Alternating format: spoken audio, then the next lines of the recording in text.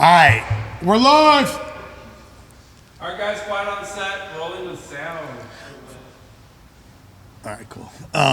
So I can imagine clientele like that, you know, when you're not only dealing with celebrities, but people that are really particularly into their aesthetics, like, you know, gay people, like that they're going to be very particular about their look. Was that like a high pressure job as a barber working for Jeffrey? Well, to be quite honest, bro, not even like trying to be a dick or anything. I wasn't too familiar with who he was before I met him.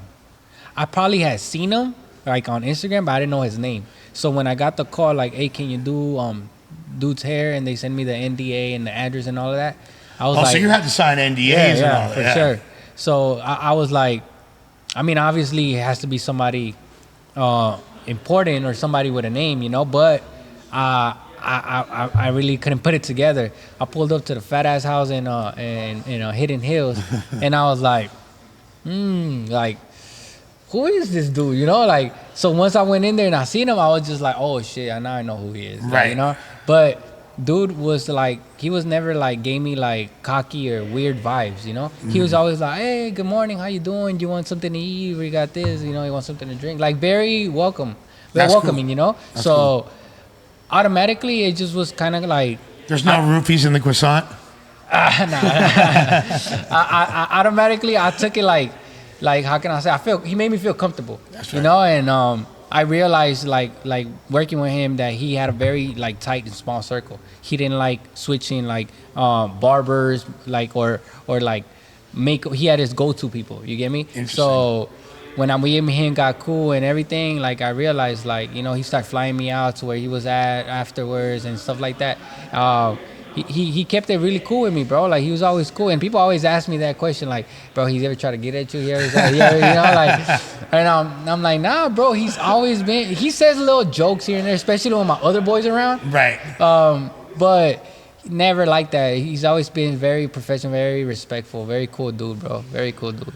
Is there any other?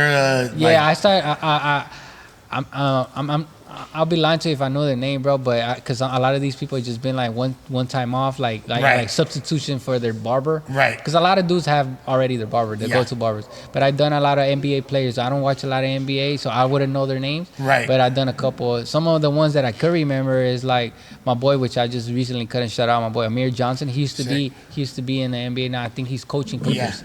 Yeah. And Lou Williams. Okay. So you could cut any kind of hair. Yeah. I've been doing this, I'm telling you, since I was 14. I've been doing it like 15 years, so I pretty much know how to do everything. That's dope. You know, a little bit of everything. What about like you like women's as well? Like you do, like hairstyling? I can, but that's not like my thing. You know, Right. I'd rather stick to what I usually do. You know, but I could. Dudes are so serious about our barbers. It's like, I feel like I've had barbers where I'd rather cheat on my girlfriend at the time than like leave my barber. You know what I'm saying? And if I got a cut from it, I would feel more guilty getting a cut from. I've had to hit my barber like, yo, like, I was out of town, I needed a cut, my bad. You know what I mean? Like, you feel guilty almost. You gotta give an explanation to them. Yeah. I mean, it happens, bro, because there's something that people don't think about, and I was even making a joke out of it, like, you should charge a therapy fee. No, that's the thing. No, my barber is a therapist. Yeah, bro. And I think that's why my head hasn't been that on straight recently, because OTG Nick has been my barber, and he's a great guy, but, you know, in the life advice department might not be the strongest. You know, like, he'd be like, fuck that bitch, P. You gotta keep it P. No, shouts to my brother Nick. He gives good advice. I'm telling you, I have people. It comes both ways, bro. Because I feel like as part of customer service, you're not there like a waitress, you know, like, you need this, you need that. But it just, hey, what's up, bro? Like, what you doing tonight? Like, little conversations spark up, because it's awkward, bro, to be sitting down 30, 40 minutes, whatever, an hour. It just sit there. You know, like, all quiet. Nobody's talking. It's awkward as fuck. Unless music is playing. Right. Then other than that, I do house calls, bro, so I'm mobile. Most of the time, there's no music playing, so it's just like me and the dude alone. But, like, that's why, like, black barbershops are kind of lit, because they be slapping music a lot of times. And not only, like, you'll see, like, Chicano barbershops, but what I realized, like, the OG Chicano barbershops that I've always gone to, they be talking about boxing. Like yeah, 90% of the conversations were about boxers that I've never heard of. But Yeah, they bro. be into that shit though. Bro, I used to work at this bar. It's funny you say I used to work at this barber shop, bro. If you're from like east side or south central, you know what I'm talking about. It was called El Diamante. Very popular barber shop on the corner of Central and Martin Luther King. Okay, oh yeah. Bro, oh my God, that barber shop was so hood, bro. And you would think it would scare people away. Hell no. They wanna go brought there more, yeah. People in there hotboxing, bro. The whole barber shop hotboxing, bro. Dudes doing lines, going in the restroom. Dudes on the weekends, dudes will bring hose and smashing the bro. Right. Dudes in the front like serving motherfuckers, bro. Like they weren't even cutting their hair. They were just posted there, bro. That barbershop was so crazy, but like I said, you would think it would make people leave. Hell no. People will pull up with their 24 packs, bro. Right, like no, that shit after is- work, just sip for like 2 hours and then finally get their haircut when they were all drunk. You know, like it would be crazy, bro. You know what's great? Like one of my old good friend of mine, and he was my barber for a while, and he had a shop like that. I'm not gonna say who he is or where it was, but that shop was so activated, and everybody, all the barbers were serving too. Yeah. So they're serving knocks. You feel me? Like fools are coming up. They're serving cokes, Yeah, and, bro. and my barber was my Xanax plug.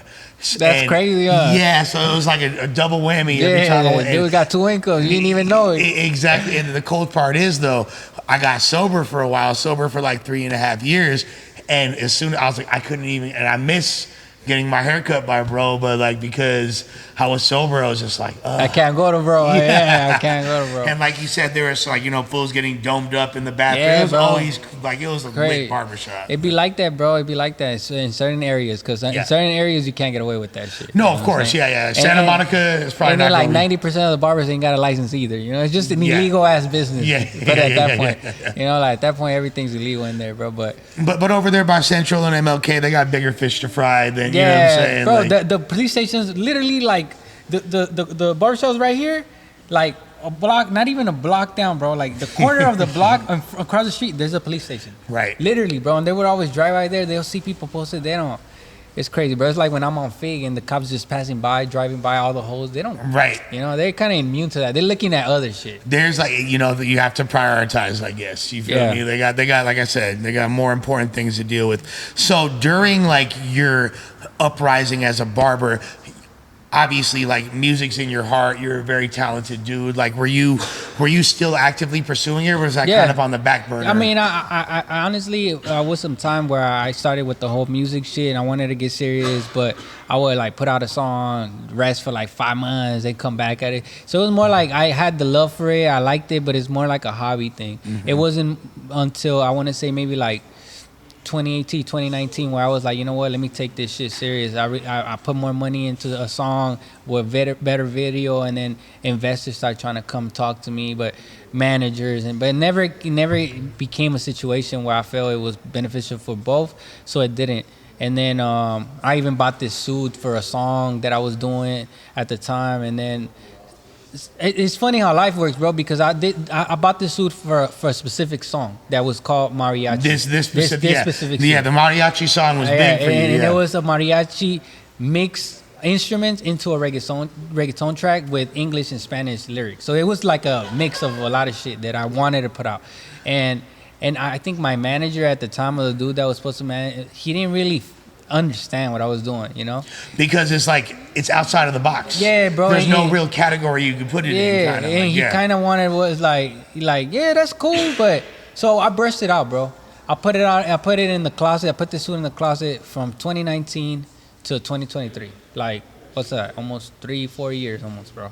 And then it wasn't until I was like, you know what? The song's already old. I'm gonna just release it, and I'm not even gonna shoot a video for it. I'm gonna just throw on the suit and do little content reels. That's what I thought. So I want to get into the content reels, because that's, I feel like, a big catalyst for your success. Yeah. But I want to talk about the suit a little bit, because this is like this is, you hop in the phone booth and then, you're Superman. You come out. Like, what is where did you find this suit? What is like, 'cause I know you ain't go to Santee Alley and find this. This is like, fully custom. Yeah, Fully this is a custom. nice suit. Yeah. You got the paisley print on there. So I went. The whole idea came because I saw, shout out Cap G. I seen Okay. he did a video in a blue suit, and I was Okay. like, you know what, that's dope. Let me put on a suit. So that's Was that what, the I just smoked a blunt with your? he's the same. That's the Yeah, same same rapper. guy. That's the same Yeah. guy. But he has a song called like Geeking or something like Okay, that. yeah. And he's in a white horse with a dope ass fitted suit. Right, that's like, when he was on like the royal double blue. XL cover. Yeah, he got and the shit. grill on, and he like. So I seen that, and I was like, hey, that's dope. Let me do some shit like that, you know. And then I fucking went. I went to a spot that they specialize on making suits for grupos and bandas. It's in HP. Okay. And I went there and I told them the idea. And at first they were kind of like, bro, like they were like, you know, we don't know, like we should do that because he's like, the charro. This is called charro, so mariachi charro. He's like, it's very representation of Mexican culture, and if you tweak it how you want to, it might be disrespectful to some people. Some people might not, that shit might not go with them, like they're not gonna fuck with it. And I was just like, I don't really care, like I want to do it, you know. And then they were like, all right, fuck it. So we went. I picked out the material. You know, I wanted a gold suit. So I started looking at this shit. I picked up the design. It's very that I wanted. thick. It's not like the same consistency. And then I like the logo. You see, it has my name, Neat Martinez. The logo on the back too. It has the logo. You have a bow tie too, right? Yeah, That is part of- yeah. So I picked out the whole suit. We designed it and everything. They took their time to make it, and they actually obviously took the measurements, how tight I wanted, how loose, you know. So yeah, bro, it was like 2 bands.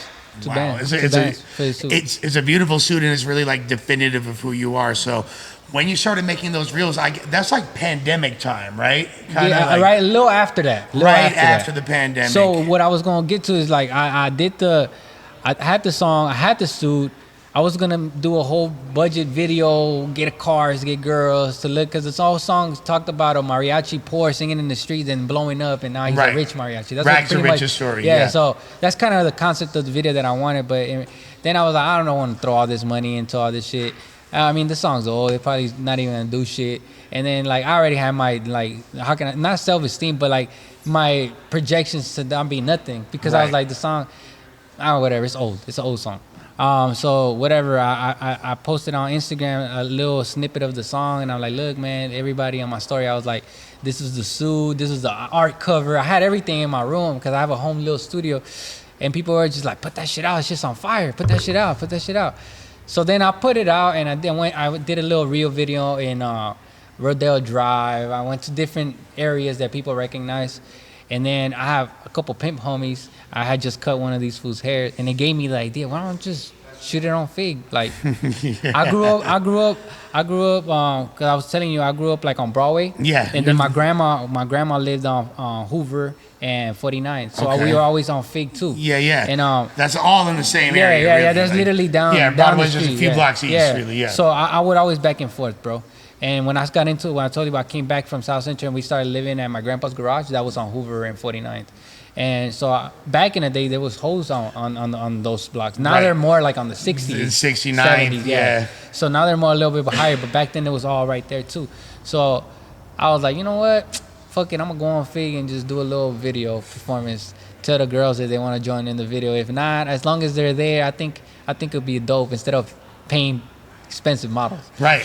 You know, so I went up there, bro, and I did a video, and that video got a lot of views, bro, you know.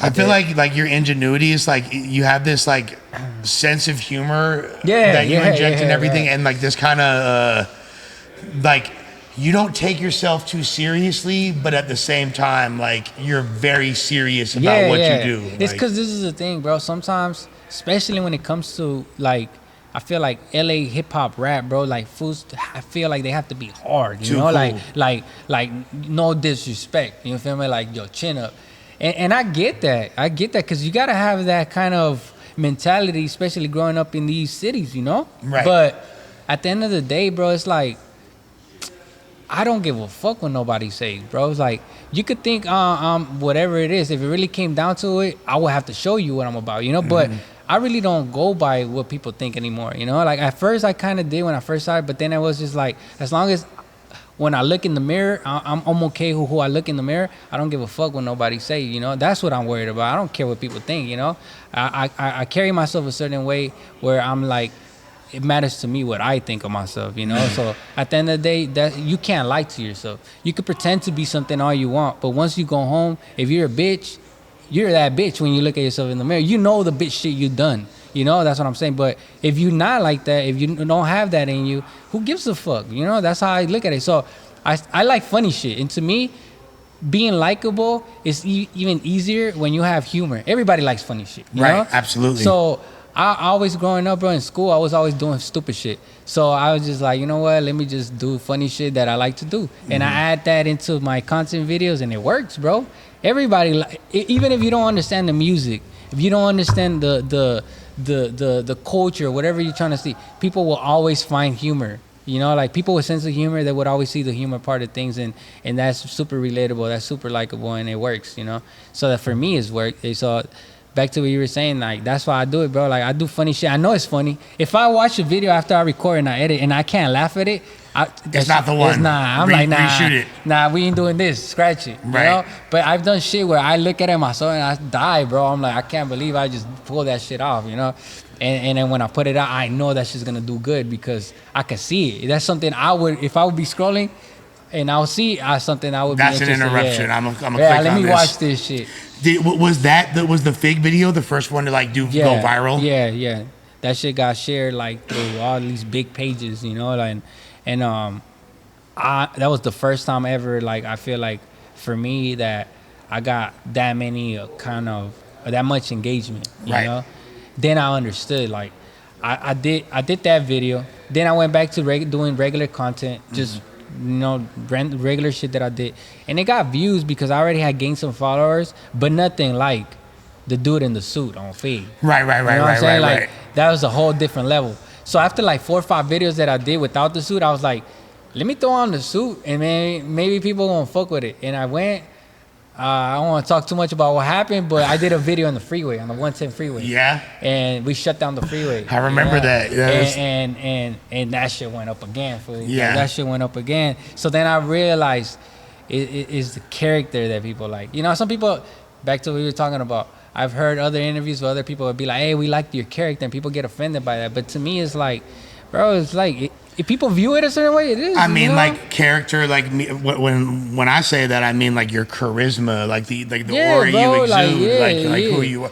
Character can mean a lot of things. People might misinterpret that as being like, oh, this isn't really you. You're playing a part, but that's not necessarily. It could mean that. It could mean that because there is people that I guess they live like that, like they playing a part, you know, for whatever reason. Which, by all means, do whatever you want, you know. But like. I look at it like when I take off the suit, bro, and I walk around, especially like in my area where I grew up, maybe like, let's say from 100% of people that know me, maybe like 20% will recognize me. Yeah. When I throw on the suit, everywhere I go. So that's why I look at it like that's what they mean by like the character. You know, because that's the character you're playing on social media. 100%. You know, so I don't look at it as something negative or something bad. Food. And it's like, look, like the character, quote unquote, of Lush One is, which I've been for fucking decades at this point now, is essentially me. But there might be just certain aspects of my personality that are more exaggerated or I'm focusing on more enhanced. Yeah, that's what it is. But it's still all me. Yeah, you know what I mean? Like there's like people like, oh, this was doing all this shit, bro. I've been getting into trouble since I was a little kid. I went in the tower and I went to jail. That wasn't the first time I got arrested. I went to jail. You know, like that's what I'm telling you. Like certain things is part of you, but you obviously, because you're being an entertainer at the same time, you have to enhance certain things, kind of like. Exaggerate, you said a little bit more, but at the end of the day, bro, like that's who I am, that's what I am, that's why I dress how I am, how I do, and do what I do, you know. Do you have any like gnarly fade or otherwise like crazy things you saw in juvie or jail stories? Shit, not that you feel like that you'll talk about. I mean, yeah, bro, but like I remember when I was in jail in county, bro, and I was going through trial. I was going back and forth from jail. There was actually riots, and I heard of all shit that was going on. But thankfully, bro, when shit would crack, I was in court. Okay, you know, so I didn't have too much to do in that shit. But some dude next to me, some dudes ran in there and stabbed them, all kind of crazy shit, bro. So I was actually thankful. I was like, fuck, bro, by luck I had to be in. But these fools would tell me like, because they were like, even though you don't gangbang or whatever, you still gotta choose a side. You know, you still gotta choose a side, and they tell you, hey, fool, right now it's on site. Right. When you see these dudes, it's on sight, you know. Yeah. So I was like, fuck, bro. I'm only here for this long. I want to get the fuck out, you know. Like And I don't I'm want actually to. cool with black people. Yeah, and I'm like, I don't want to yeah. catch some fucking K's in here and then be stuck in here any longer, especially with this shit going on. Yeah. And I'm just like, fuck, bro. So I remember, bro, I was in there tripping, like, fuck, bro. Hopefully I don't see none of these dudes, bro, because then these officers, bro, they're fucked up, bro. So we're going to court, right? And then they take you into some holding tanks before the bus comes. So this officer comes and grabs me and puts me in a holding tank with nothing but blacks, bro. And at the time we were at riot with them, you know. And I remember I'm in the holding tank, bro, and these dudes all looking at me like that. And at the time I had my hair grown out a little curly. So I feel like they were looking at me like, is he one of us? Because I mean, you don't necessarily have to be black to run with the black. Right, you know what I'm saying? Right. So I feel like they were looking at me like a little weird. And I knew I wasn't supposed to be there, bro. But I was like, they put me in. What am I supposed to do? So I just sat down, bro, and I was like, what's up? Trying to play it off, you know? And then another officer walks by, and he looks at me. He's like, hey, you come here. And he's like, why are you in here? I was like, the dude put me in here. He's like, nah, bro. He got in there, got the key. And he told the dude, why you put him in there? He's like, I thought he was black. But damn well, I mean, last name guess, doesn't sound that black. Yeah. Bro. And I was just like, this dude was probably like, this little young fool, I'm going to throw his hands in here so he could learn the lesson. That's scandalous as fuck. So that's when I realized, like, this shit is fucked, fool. I need to get the fuck out of here, you know? Were you like singing and cutting hair in there, rapping and stuff like that? Nah, I mean, honestly, low, bro, kinda? like when I was in there, my older homie told me, bro, like because I was in there, I was only gonna do 120 days. Yeah. So I was like, half of that, because it's like what, you Right, know, like, like yeah. or Halftime. yeah, or some shit like that. But the point was that he told me, if you're not in there to be there for a long, bro, you don't need to make a lot of friends, bro. You need to do your time and get the fuck out. If you're doing like a county lit or less. Yeah, if you're gonna do a couple years and that's gonna become home for you, right. then obviously you need to be respected and all that. But if you're in and out, bro, just socialize with whoever you need to and get the fuck out. Just do what you gotta do to get out. Yeah. So when I went in there, I went in with that mentality, kept it respectful with everybody, talked. My name's Nee. I'm from South Central. Oh, this is the homie from South Central. What's up, fool? Nice to meet you. Blah blah blah blah blah. And that's it, bro. Like other than that, just. Unless you had to, I was just like, man, I need to get the fuck out of here, bro. Like, I ain't want too much talking or nothing, bro. It's just... Right. Now, you having a background in graffiti and then, shooting that video you did in front of the infamous graffiti tower and all that, like, was that kind of me knowing now, like, you have real background in that culture? Was that kind of... Yeah, because like, bro, I've always been a class clown in school, but I was pretty smart, bro. If I really wanted to, so I understand how demographic works, the marketing and all of that. So I did a video in the projects in Watts with the Jordan Downs, and I literally pulled up, and there was a gang of dudes, and I told them, a lot of fools recognized me. I'm not from the area, but I just pulled up. And I told them what I wanted to do. Shout out to the homies from Grape Street. And shout out to them, bro. They were super cool. They were like, hell yeah, we fuck with you, bro. What's up? And I told them, let's do a little dance video or some shit. And they did it. The video went viral all through Watts, bro. I guarantee you, everybody in Watts saw that fucking video. Yeah. So I realized when you tap into a certain demographics and you tapped in with the real people, that's just gonna get you all the viewers. So when I was like, you know what, this whole shit is going on with the whole graffiti. That's my opportunity to get exposure from that community. You know what I'm saying? So I went up there, and that's exactly what happened, bro. I started getting followed by shout out Revoke, Rhyme, all these legends that I grew up looking to. When they hit the follow button, I was like, shit, like that's dope, bro. Big shout out to them, bro. They always like tapping in and liking my shit and shit like that. But I feel like it wouldn't have happened if I wouldn't have done some shit like that, Do you have any neat marathon pieces that are still up from back in the day? There's still some, bro. Like if you drive down the 101 freeway coming towards downtown, I think from like the east side, I'm not sure where it is, but it coming towards the 101 on the side of the building, you'll see my little logo face. That's right. There was a time that I went around just putting the face everywhere, characters bro. and shit, but that was before the whole viral videos. Right. And some of them are still out there, but ever since I did the 110 video, the little freeway shit, the cops been on my shit, bro. So I can't go around doing shit no more. I literally gotta be on my toes now. Well, for all of you graph heads, if you want to, or neat Martinez enthusiasts want to go on a scavenger hunt and try to find the old school marathons, then Yeah, they're still there. Sometimes people tag me and they'll post it. I'll share it on my story. So if y'all do, I'll tag you. I mean, I'll repost. Yeah, for sure. Man, there's spots that I caught decades ago randomly. There's people, I'll be like, what the fuck? I forgot. It's crazy. Yeah, it'd be like that. Now, you have a new project that you're working on right now. Yeah. Is it done already? It's done, but it hasn't released. It's gonna release this Friday. Okay. Yeah. Okay. What can we expect from that? What are you excited about? What's the project called? I got a couple collabs in there, bro. I got my boy Parkside Plugs. Dope. I think he's out in Colorado now. But Yeah. But dope ass dude. Dope dude. I got True Car in there. Sick. From Watt. I think it's from Watt, right? Yeah. And then I got a couple other people. My That's boy. like the very diverse collabs. Yeah. I got my boys. They're more like underground reggaeton. Harley, El Nino. And then I got my boy. He goes by Young Webb. Okay. He's from Long Beach. Dope. So he's a black dude too. So I wanted to do that on purpose, bro. Like the culture, you know what I'm saying? Yeah, and that's a real LA album. Yeah, you know, real LA album. And then the music, I went back to the origins of where I first found reggaeton. Mm-hmm. So I went to the early sound of reggaeton, early 2000s. I feel like that shit's cracking again. It's kind of like a resurgence so right now. I went back.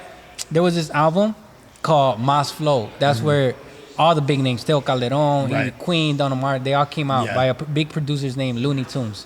And there were these dudes put out an album. Yeah, put out an album. It was titled Mas Flow with them on the production side.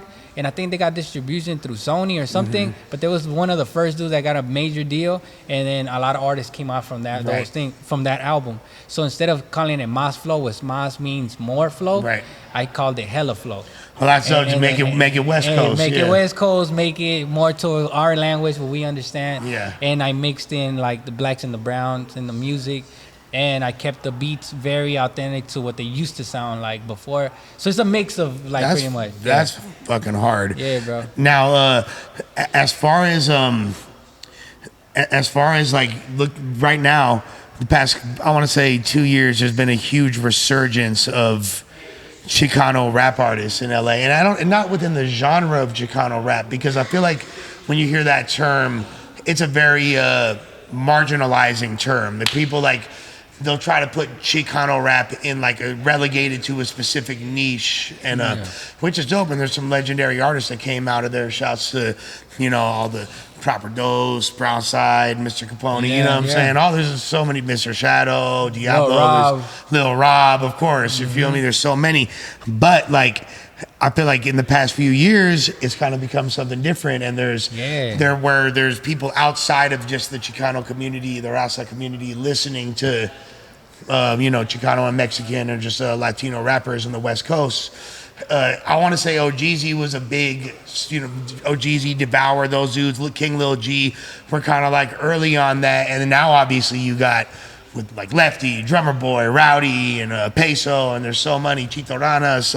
There's so many different dudes. Yeah, Chicano music involved, bro. It's different. Big time. I fuck with it. I think it's at its best to me. I think it's lit as fuck right now. Yeah. I think to me, shout out to all the OG dudes that paved the way for these newer generation.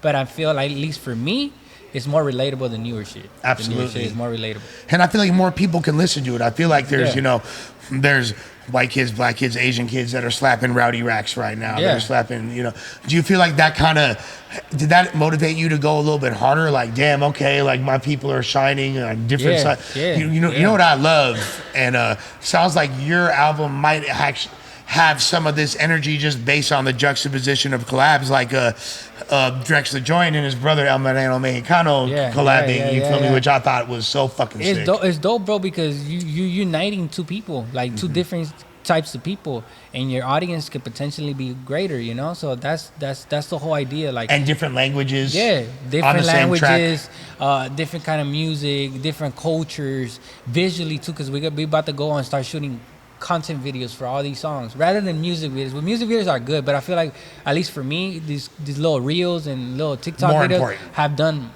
more than my music videos, But so we're gonna go. More people have heard you on Instagram and TikTok and stuff than they have on YouTube, anything probably, else, or Spotify. So that's why I'm focusing on that, and I feel like visually we have dope ideas, bro. Like my boy Young Webb, he's on track number 3.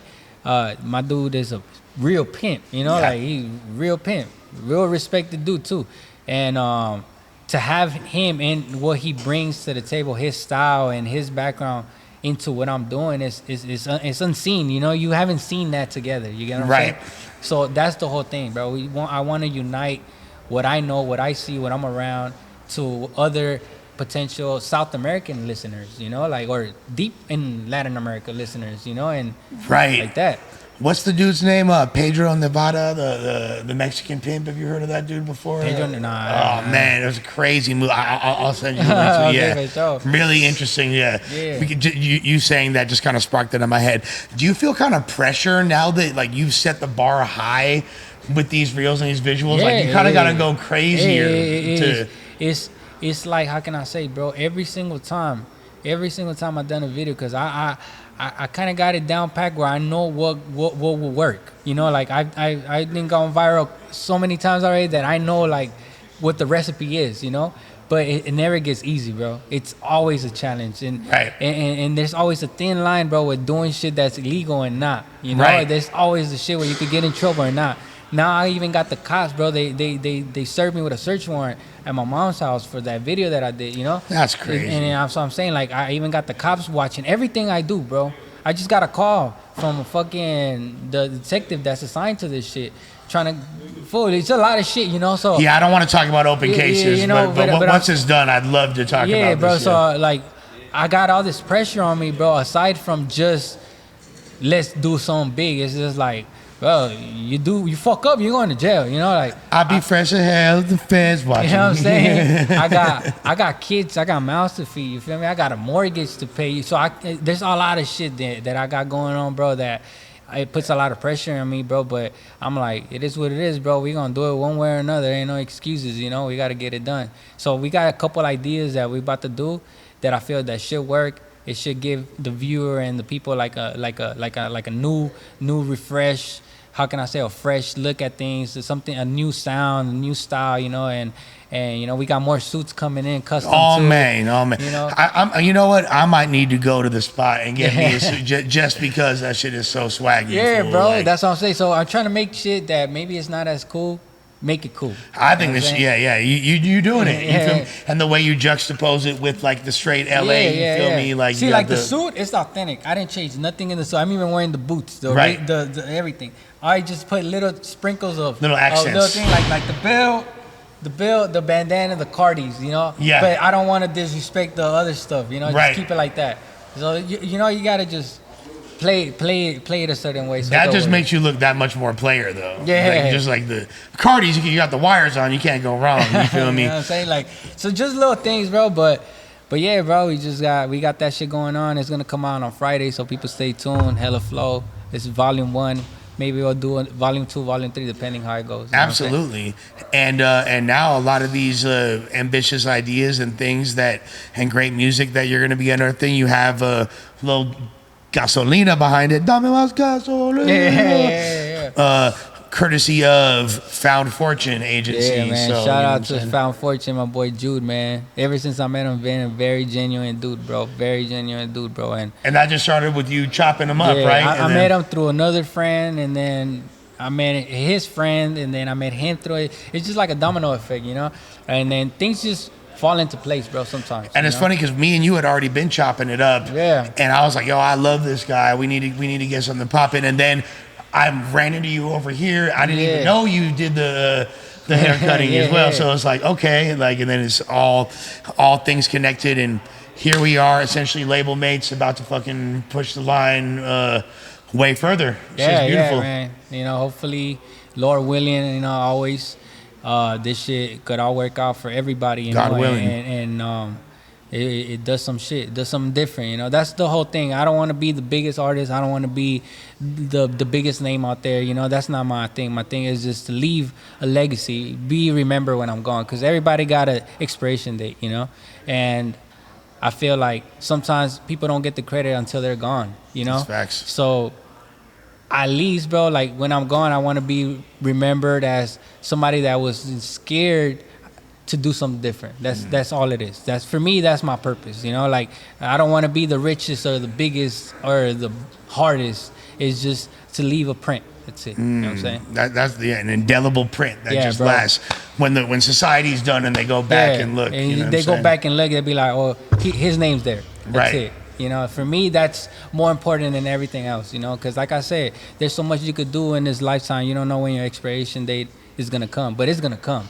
You know, so it's just I want to be able to touch people, and at the end of the day, send that message of inspiration to the youth and to younger people. I have kids of my own, you know, and I want to do it. How can I say lead by what I do? You know what I'm saying? Like I want them to be able to see my pops was able to do something and do something with himself, coming from where he come from, seeing the things I could do it too. You know what I'm saying? And his friends and all of that. You know, like that's pretty much what I do it for, and the meaning behind everything. Now, you said you've been in your relationship for 15 years. Yeah. What is your secret for long-term sustainability in a relationship, especially, Damn. I'm sure you get poon thrown at you all day. Yeah, bro. I ain't gonna lie, bro. I and my she's my wife. We've been married for this since we were 18. Right. We got married. It's not an easy road, bro. It's hard. We slip ups. There's gonna be slip ups. There's gonna be fuck ups from both sides. You know what I'm saying? But it's really you, bro. It's not how people be like, oh, you gotta find the right one. No, it's like it's not so much the right one. It's like when you're ready, you know, like because it's more of a personal decision rather than because when you accept the person, you're gonna have to accept the person with the goods and the bads. And even if 90% of the time it's good, there's gonna be that 10% when it's not only bad, it's terrible. Right. And you gotta stick through it if that's what you decided on doing. If that's not what you want, it's never gonna work. But if you decided on we're gonna ride it through, you're gonna ride it through, bro. And trust me, it's not gonna be bumpy all the time. It's just gonna be a time where it levels up. You really gotta want it, basically. Is Yeah, what you're exactly. saying. You gotta really want it. I think that's an interesting perspective because a lot of people be like, it's gotta be the right one, but also what you're saying is you gotta be the right one. Yeah, too. bro. You can't expect the person to be a certain way if you fucking doing all this shit too. You know, it's not gonna work, bro. And sometimes that happens. People point the finger at somebody else, but you gotta point the finger at yourself first. Now, if you pointing the finger at yourself first and you still feel like that person, then maybe there's a reason why. But then at that point, not so much. I would say right away give up. Give the person a chance. You know, try to help them. That's what you're there for. I just had a conversation with my girl the other day. I told her. If you don't, because she's like, you know, I always help you and everything, you know, that's why it works. And I told her, respectfully, if you didn't, it wouldn't work. Like, because they taught me, my OG homie taught me, what doesn't grow rots. You know, what doesn't push you pulls you. You don't want to be walking with dead weight on top of you. At that point, run by your own. You know what I'm saying? So 1000%. So yeah, I told her, same goes to you. You know, like if I don't help you, if I don't push you, if I don't help you reach what you need to do, then I'm just right here fucking wasting your time. You know, Yeah. so it has to be a mutual thing. 1000. That make a lot of sense. Now, since before we get up out of here, since this is the You Lied to Me Lush podcast, I want to know if you're down to play a quick game. It's called Two Truths and a Lie. Yeah, let's do it. So you make 3 statements, right? Tell me 3 things. 2 of them are truths, 1 of them's a lie, and I gotta guess which one is a lie. All right. Two truths. 2 truths and a lie in any order. I just have to guess which one is the lie. Okay. Fuck, this is hard, bro. All right. 2 truths. Fuck, bro. We pretty much covered a bunch of shit, so it's kind of a little hard. Let me see. It can be random. It doesn't need to be significant things. You Okay. feel me? Like, 2 truths. and remember to switch it up so I don't know which Okay. order is coming in. I got 4 kids. Okay. Okay. I was a really good skater, Okay. and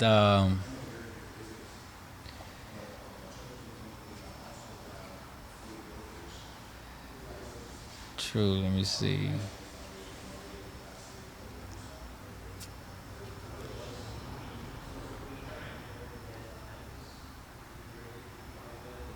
And I'm afraid of heights. Okay. I know you're not afraid of heights because you shot that video. That's a lie. So you have 4 kids and you're a good skater? No, Oh, bro. so I'm you're- afraid of heights. I'm afraid of heights, so that's true. Uh-huh. I have 4 kids. So you were And never I a was good never a skater. good All skater, right. bro. You know what I'm saying? You heard it here first. You heard it here first. Once again, the You Lied to Me Lush podcast. Neat Martinez, any final words for the people? Man, just do what you do. Live your dream. Don't be afraid. And, just keep it fly. You know what I'm saying? Keep it fly, baby boy. I get it how you live. Come on, man. We about this biatch off this biatch.